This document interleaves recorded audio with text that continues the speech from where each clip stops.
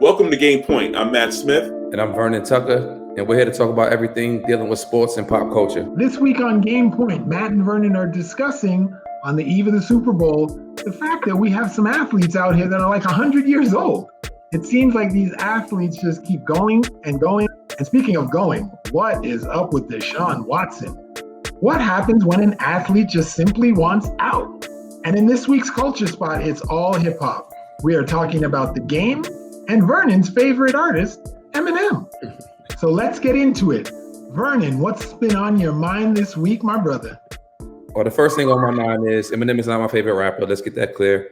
The second thing is Klay Thompson and Draymond Green for the Golden State Warriors calling out Rodney McGruder of the Detroit Pistons, saying that basically they don't think he's going to be in the league much longer. You're talking about a guy who went undrafted in 2013, and he's fought every season to maintain a job in the NBA. I just don't think that should be their call to make on that type of platform, you know?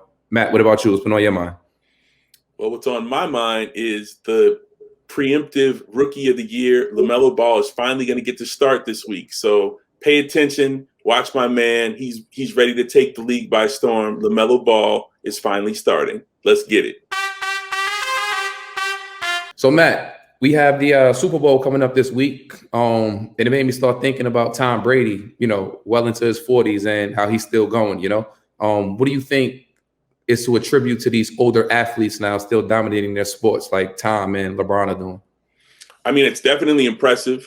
I think there's reasons for it that, you know, this has been done before. These are not the first athletes to play well or to play into their 40s. I know LeBron's not in his 40s, but he started so young, so he's played like, you know, it was in his 18th season. So, but like Tom Brady, I think is benefiting from the fact that the rules have changed. We protect our quarterbacks much more, so he's not getting hit in the way that maybe quarterbacks in the past have played. And also, I think he's benefiting from the advancements in health, in nutrition, and working out. Like I think it's a mix of the quarterbacks. Or LeBron's a different. We can talk about LeBron, but for Brady, I think there's factors on both sides. One is the rules. We protect the quarterbacks, and two.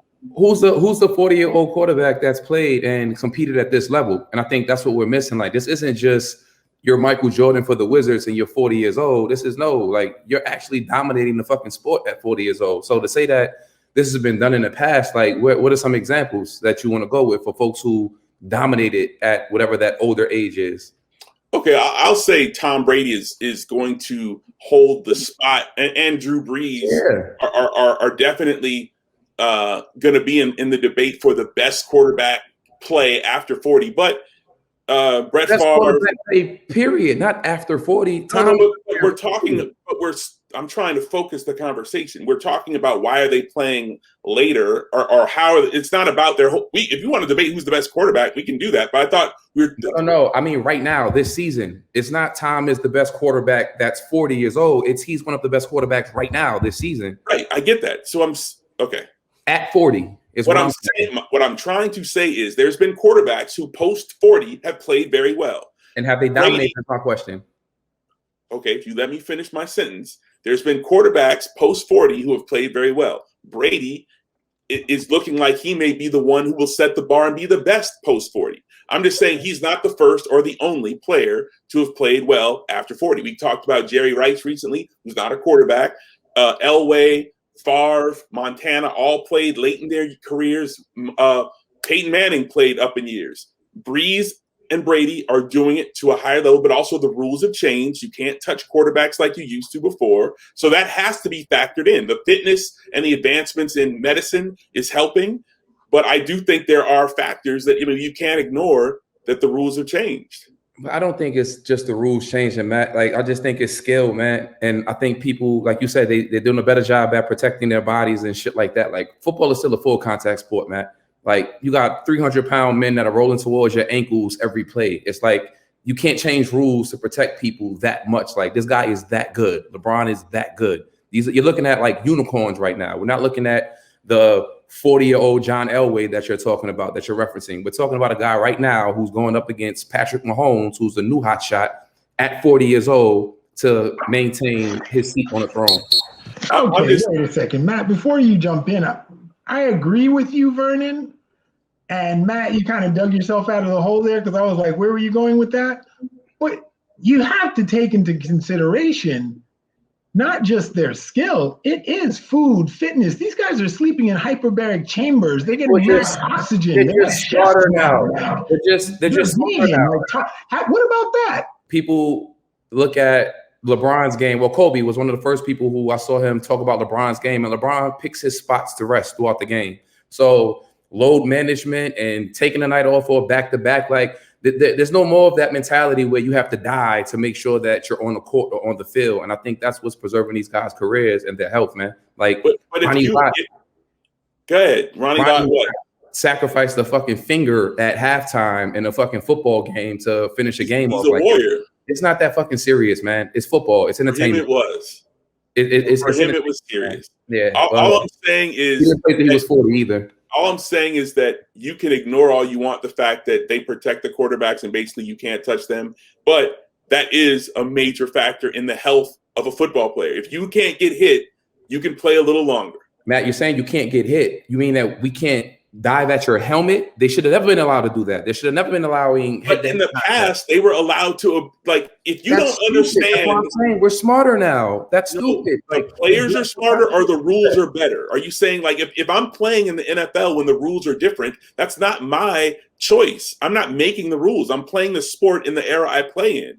And like that's fair. You're attributing the smartness to the quarterback as opposed to the league or football change the rules. And the people who play after this will continue to benefit from the rule changes. You still have to go out and compete. Drew Brees is leaving right now. He's leaving with fractured ribs. They didn't protect him. He's leaving right now with fractured ribs. I'm not saying you can't get hurt playing football. I'm saying if you ignore, timeout. If you ignore the changes of the rules, that's just not smart. The changes of the rules impact the game. Like if I want to keep you healthy, that's going to extend your life as a player. That's just simple. Don't ignore the facts. That doesn't change the fact that players can advance. Like, why are you ignoring the facts? Matt, the rules have been changed. The rules have been changed for quite some time, Matt. What's quite some time? Do we need to look that up? There's only one Tom Brady, Matt. There's only one LeBron James. Drew Brees is still in the league. Drew Brees is competing for a Super Bowl right now. He just played a few weeks ago. Super Bowl right now. Is he in the Super Bowl right now? You know the answer to the question. I'm just telling you. The question isn't about you. I'm giving it to the athletes, man, not the rules of the game. I'm giving it to the athletes. That's all. That's if you want to just put a blind eye to the facts, you can choose to do that. But I'm just saying that there's a bunch of people that are impacted by the rules being different now that are not Tom. They aren't Tom Brady. So I'm attributing it to these guys, the individuals. But there's more than one plus 40-year-old quarterback thriving in this era. Not in the Super Bowl, just one. That's a whole different conversation. All right, I agree. What do you agree with? Calling it a tie. I agree. It's a tie. 180. What's that? All right, Arlington. If you want to call it a tie, you call it a tie. You're the ref. But our next topic, first off, Houston. What's going on? Houston, do we have a problem? First, James Harden wants to leave. Now Deshaun Watson wants to leave. What happens when your best player wants to leave? How do you feel about player movement? How do you feel about players controlling their destiny? I think this is an extension of the last topic. Players are just smarter now. They want to control the narrative now. They want to make sure that their legacy is in their hands. And I think with Deshaun, watching the Texans organization and the way they've operated, the way they mishandled the DeAndre Hopkins trade, to me, it makes sense that he would want to be out. You know, like, we're talking about a kid who he had 11 games this season where he threw multiple touchdowns, one game all season where he didn't break the end zone, and the team still went on to win 4 games. It's like you can't win in an environment like that when, in my opinion, their goal is to sell tickets as opposed to actually win football games. Well, I agree in part, but like your whole narrative that you seem to be harping on about players being smarter now, I don't think that's valid. I think the rules change and things change. There are advancements and changes that happen in the league. Players have built more and more power and equity. So the current players benefit off of what's been built. The more power the players build, the next generation of players will benefit off that. That doesn't to me indicate, oh, you're smarter. then like it's not the No, because individual players Matt, now. the rules were still the same, Matt. A player could have opted out and demanded a trade back then in the 90s and the 80s as well, but we were underneath this loyalty, this blind loyalty to the franchise, and I think these players don't have that anymore. We've seen players find out that they're traded in post-game interviews in DeMarcus Cousins. We've seen people who, you know, have flown out to whatever city and then at the drop of the dime, Allen Iverson, we're done with your services here in Philly. See you later, guy. You're out of the door. Like, what I'm trying to tell you is that things change, and there are changes in the game, changes in the sports, changes in business. But you have this generational chip on your shoulder. Where hold on, you seem to want to denigrate other people's intellect, and I think that's, to me, now we're missing the point. We're getting off to some disrespect. Oh, we're smarter now. Hold on, you had just let me finish my sentence. You had your moment to talk about, oh, we're smarter now. I just think it's unnecessary, and it's not the point. Matt, now, that's what evolution is, Matt. Evolution is you're supposed to learn from the past and be better. You're supposed to go further than what they went. That's not disrespect to what the past were. You were the first. So yes, you were going to hit potholes along your trip. Now it's my job to see the potholes that you hit and avoid those. The problem is people off camera don't see. You have the generational shade that you continue to pull out. Now, yes, there's an evolution of anything, but that to me is that there's a shared credit involved with the people who sacrifice to create the opportunities for the people who can benefit. But to me, we're smarter than you guys. To me, I'm not refuting that. I'm just letting you know your communication style of we're so smart, to me, it's really unnecessary. But if you want to go there, you just be smarter. But Matt, look at Charles Barkley's career, right? Charles Barkley, who is a Hall of Famer, right? Right. Was drafted by the Sixers, forced himself to Phoenix, went to the finals. Then he went to Houston, went to a contender. Okay, so what are you talking about? So the biggest knock against Charles Barkley is what? He's not an NBA champion, correct? These kids, they saw the way Charles Barkley was ridiculed. They saw the way Patrick Ewing was ridiculed. They saw the way Karl Malone and John Stockton were ridiculed. They want control of their destiny, Matt. Okay, so let's look at the flaw in your argument and your example. Charles Barkley did exactly what you smart millennials or younger people, he did the same exact thing. He didn't do it right. He didn't do it right. So you're saying player movement has to then end up in, you have to win the title. Otherwise, your player movement, it was no longer smart? Wait. What is doing it right? Because I on one hand, I agree with Matt that Charles Barkley did make the move, but what I noticed about LeBron and this generation is they moved, but they moved other people with them. And that's the correct way to do it. That you don't just go attach yourself to something that's already hot, which is what Charles did, and think that that's going to continue. Okay, Matt. He went to Phoenix, and he was the superstar. His second move is when he did what you're saying, when he went to Houston. But I'm saying at least say it. Don't just throw that out there like, oh, Charles did it. Like, no, Charles left Philly, went to another spot where he was the superstar. Got to the finals. Later in his career, he teamed up with Olajuwon and Drexler. So he did it both ways. Okay, so take Charles out. Go through the other list of NBA players who they didn't do it the right way. And again, Charles, he didn't get a ring out of it. All of that player movement. Did Shaq do it the right way? He went to Miami and got a ring. LeBron player from the 90s LeBron went to Miami and got a ring. LeBron went to Los Angeles and got a ring. Kevin Durant went to Oakland and got a ring. Yes. That's so, but the way he went to Golden State, and some people view that as teaming up going too far. He has the right to go where he wants to go. But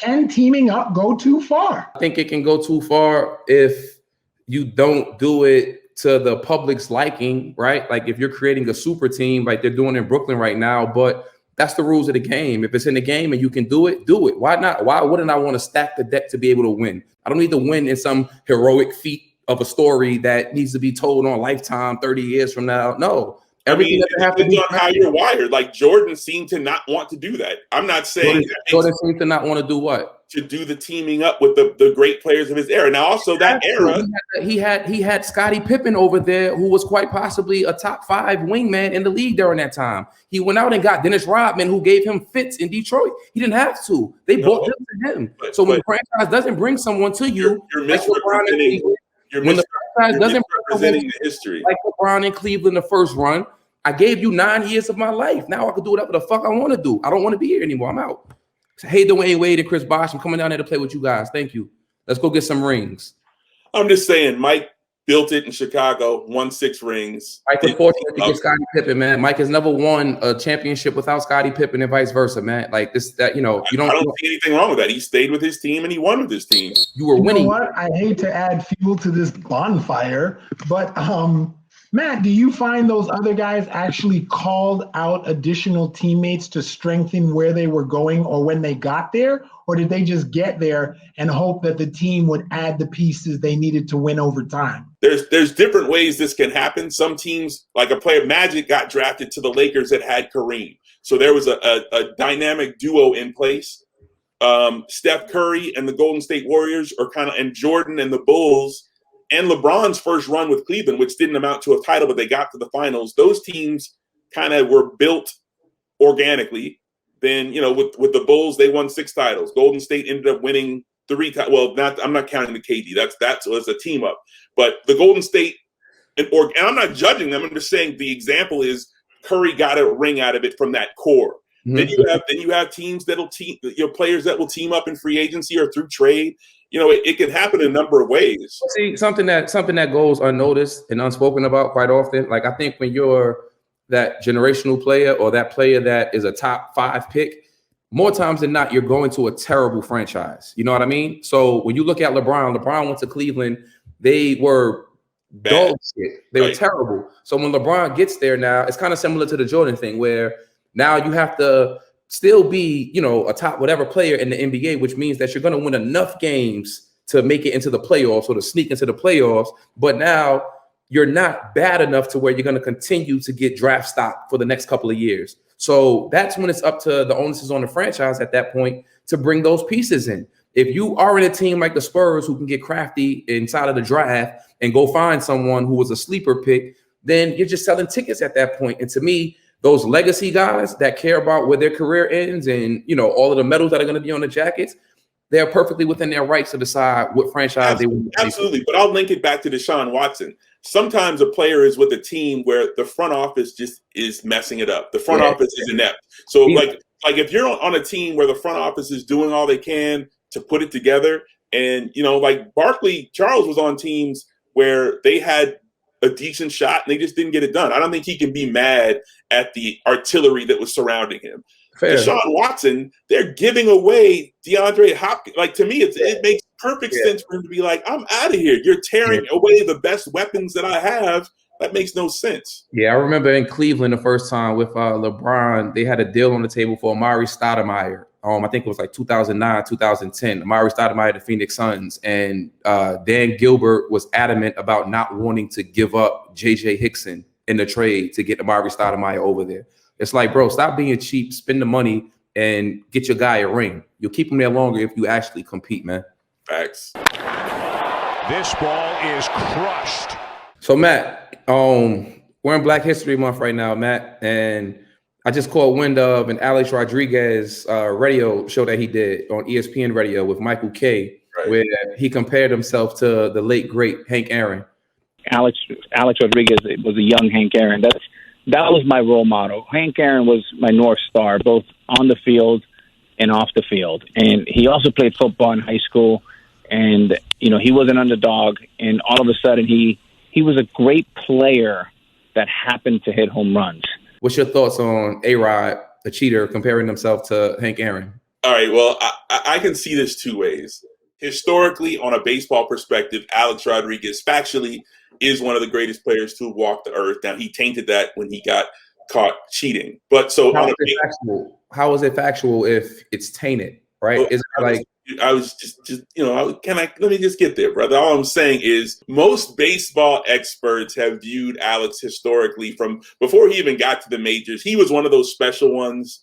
It's like in terms of the greatest players who have ever played, he legitimately is talent-wise on that level. But he tainted his career. So now to put yourself in the same breath with Hank, who lived an exemplary life, who played above board, got his numbers, his incredible numbers without any, HGH or whatever supplement or steroid. I mean, it becomes like, dog, you don't need to say that. You don't have to do that. But I guess what I'm saying is, on a baseball field level, Alex is amongst the greats, but Hank Aaron has no blemish. So, and to me, it's just another case of like someone's inability to read the fucking room. It's like, there's absolutely no reason for you to mention yourself with Hank, like, ever, right? Especially this close to his untimely passing, right? And it just circles back to, with Black people, it's never just about baseball, you know, like, it's never just about whatever the entertainment is. With us, like, we have to carry so much more because of this country's history. And for him to now, like, diminish the accomplishments off the field and, you know, even like put himself in the same room at the same table with Hank is disrespectful, man. And I think they need to take the fucking microphones away from him as soon as possible, man. Well, let me ask you this. In terms of the players from this steroid era, your Barry Bonds, Alex Rodriguez, Roger Clemens, any of these players, or from any sport that get caught up, do you think that should keep them or preclude them from being inducted into the halls of fames of whatever sports they're in? It ain't cheating unless you get caught, man. That's all I'm gonna say, man. If you get caught, then, you know, like, your shit is tainted, right? Because we teach this thing where we want the sport to be fair and there's a level playing field. But I believe that there's a blacklist of folks who are actively using steroids or whatever it is, like, gain an advantage, whether it be because of injuries or whatever the case is, you know? So I don't know how pure any of these sports are, but to me, if you didn't get caught, fuck it. You go into the hall. If you get caught cheating, doping, then you got to take whatever, you know, scarlet letter comes along with that. I've always viewed it that the players, especially in baseball, because Major League Baseball was complicit in this. They were promoting Mark McGwire, Sammy Sosa, A-Rod, all the home runs, the whole home run era. To me, they might as well let them in. You profited off it. You promoted it. Maybe they should put an asterisk. They should put a note. There should be some sort of notation on their Hall of Fame bust that this player was involved in the steroid era scandal, blah, blah, blah. But to act like it didn't happen, I just think it's kind of like... to me, certain things, like, even if you are doping, right? Like, that's still not going to make you put the bat on the ball. You know what I mean? Like, that's still not going to make you be able to have the hand-eye coordination to catch a fucking 80-mile-per-hour hit that's coming towards you at third base, you know? So there's still skill. And like you're saying, A-Rod is extremely skilled, or supremely skilled, rather. So I don't know, man. Like, I don't know how much of an advantage the doping actually gives people. I think it's more of a save face, and they'll sacrifice whatever they need to sacrifice to maintain the purity of the sport. Hitting a ball is one of the most difficult things to do in sports. You know what I mean? Like, let alone the impact. Like, just because you're making contact, it doesn't mean that it's going to be a home run or anything. Like, I'm talking about strictly making contact. That's it. And I think if LeBron tests positive for steroids at any point, I don't think Adam Silver is going to be like, oh man, let's, you know, make this a big deal. They want to pay to make that story go away, man. Well, I just think also when we're talking about high level athletes and the, you know, world class athletes, they're already great. So now if you're adding performance enhancers, that can be the difference. It's like a sprinter who's running, you know, world class speed. The difference between the number 1 and the number 5 sprinter can be a tenth of a second, but that can also make you a worldwide renowned legend and a rich person. Or, you know, if your recovery is faster because of this. I mean, I have no idea exactly. No one does how much of a difference it's going to make for a baseball player if you did it or if you didn't do it. But clearly, these dudes are looking for any edge they can get. And if you're already great, I'm curious to know how many people were doing it that weren't high profile players like Barry Bonds or Mark McGwire and all of those guys that were looking for an edge and they still were bottom level players. It was the guys who were barely making the league were doing it, and they're competing against guys on their level. All the guys who might be the last man on the roster, and we're competing. Oh, I got the spot versus the superstars, the GOAT level players. Yeah, it ain't cheating unless you get caught, man. Let's move on. Let's talk about a little culture, little music. What you got for me? Recently, the Game, West Coast hip hop legend, apparently says he's the greatest rapper to come out of Compton. How do you feel about this claim, Vernon? Well, he said it on Clubhouse, Cap House, and he admittedly was going off a few shots of tequila. So, you know, I could get the boost in confidence, right? But in all honesty, I'm not mad at the claim. I'm not upset with it. And I'm not saying I'm not saying that him and Kendrick on a song together won't lead to Kendrick murdering him, right? Because we've seen it on The City, right? We've seen it when Kendrick was on his grind up and the game did what he always does, and that's go and find these kids and, you know, make songs with whoever the hottest kids are out of LA, right? He's been a flagship person for Cali for a while.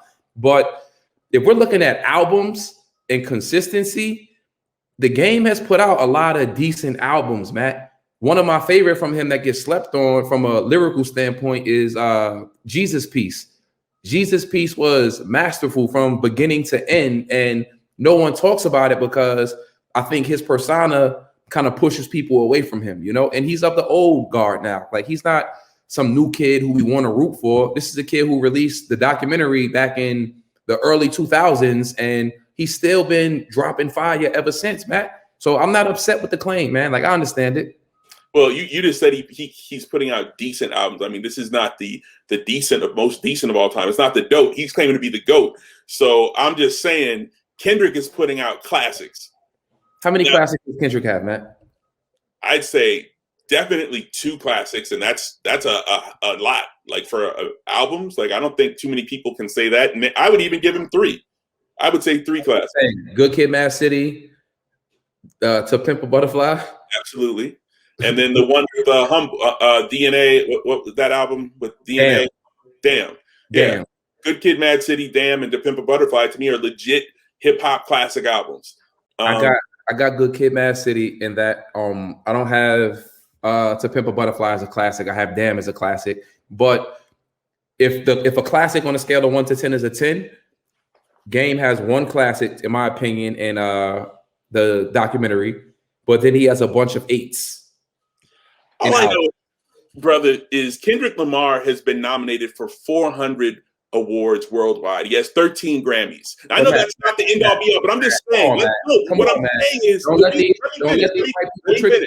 finish. Let me make my point. The only reason why I'm bringing this up is because Kendrick is a different class of artist. Kendrick is a worldwide. He's an artiste. He's not just making, oh, that's some dope hood anthems. He's making the kind of stuff where you're studying in school. He's like, we should not minimize the impact artistically, intellectually, his skill level, his pen. Now, the Game is dope. I think he's definitely a Mount Rushmore, LA, West Coast artist. I'm just saying Kendrick's critical acclaim should not be minimized here. Neither should the Game's. Like, nobody said Kendrick isn't who he is. We're saying that the Game. I'm saying that the Game has a right to make that claim. He sold 2.5 million records when you had to physically go buy a record, not in a streaming, watered down numbers era where you can sit at home and just stream shit for free because it's available to you. He got 2.5 million people to purchase his album, man.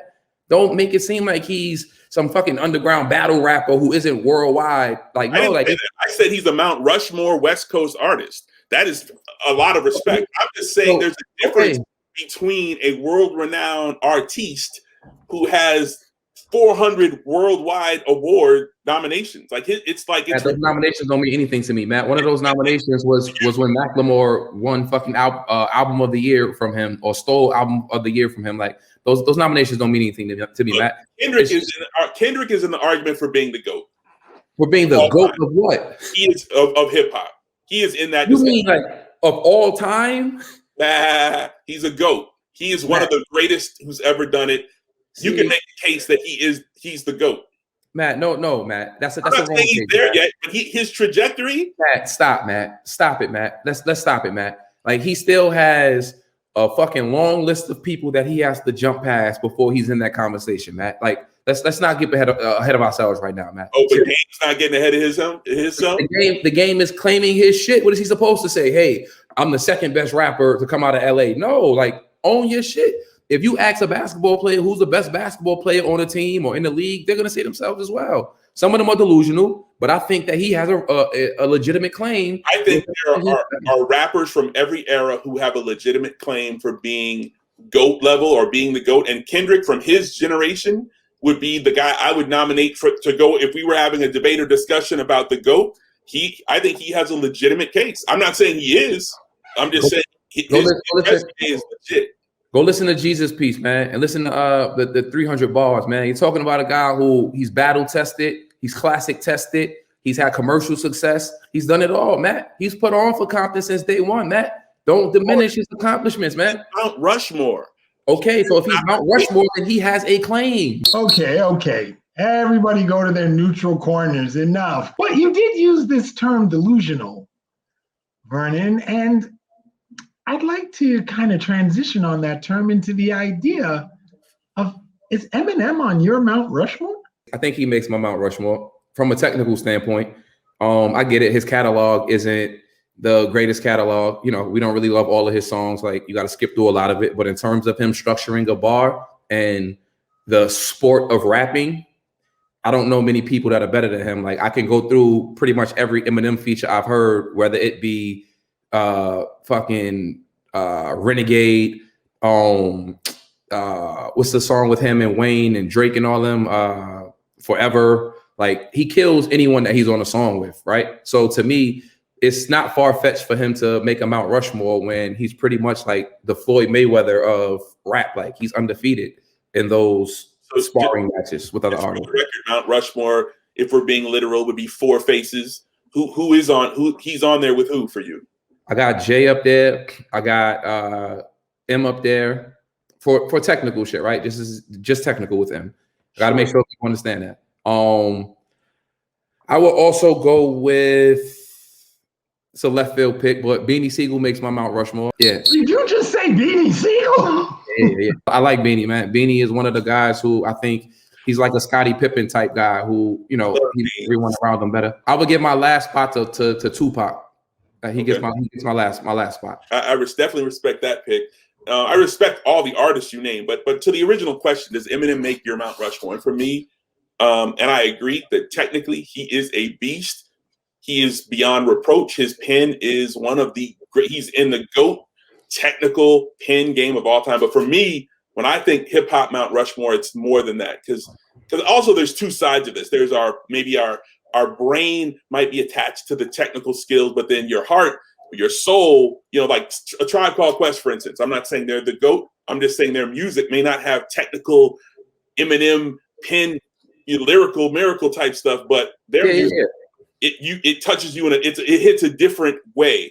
So then there's artists that do both. But for me, I think of Eminem and I think he is one-sided. So he's not on my top four. He's not in my Mount Rushmore because it's all on the technical side for me personally. But I respect him. You're right. I should probably give that spot to Biggie instead of M. But Matt, is that the first concession Vernon has ever made on the air? I'll give him that. Unbelievable. I don't think he's ever said that before. I'll give him that. That's incredible.